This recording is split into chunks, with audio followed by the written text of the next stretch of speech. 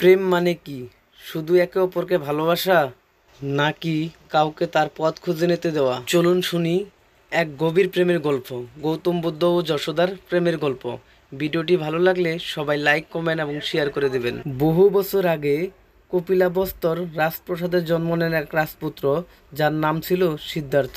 তিনি ছিলেন রাজবংশের একজন সম্রাট, অথচ তার মনে পড়ে থাকতো এক অজানা প্রশ্ন, জীবনের আসল মানে এবং তার বিয়ে হয় রাজকন্যা যশোদার সাথে।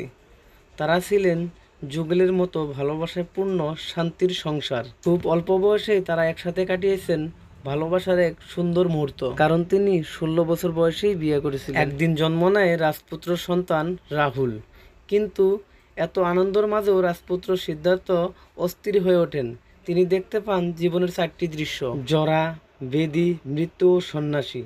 আর সেখান থেকে জন্ম নেন প্রশ্ন, দুঃখের মূল কি? এক রাতে যশোদা ঘুমিয়ে আছেন, পাশে শুয়েছেন ছোট্ট রাহুল। আর সেই মুহূর্তেই সিদ্ধার্থ চিরতরে রাজপ্রাসাদ ত্যাগ করেন।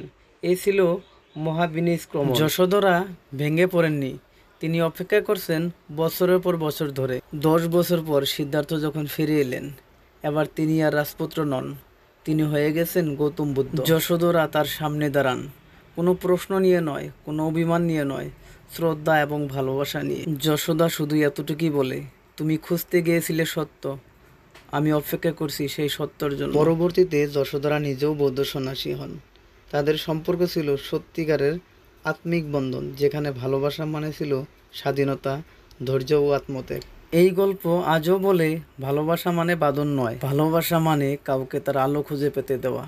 ভিডিওটি ভালো লাগলে লাইক, কমেন্ট এবং শেয়ার করবেন, এবং গঠনমূলক একটি কমেন্ট করবেন, যাতে আপনার পরিবারে আমি যেতে পারি এবং আপনাকে আমি ফুলের ভালোবাসা দিতে পারি। ধন্যবাদ শেয়ারকারীদের জন্য।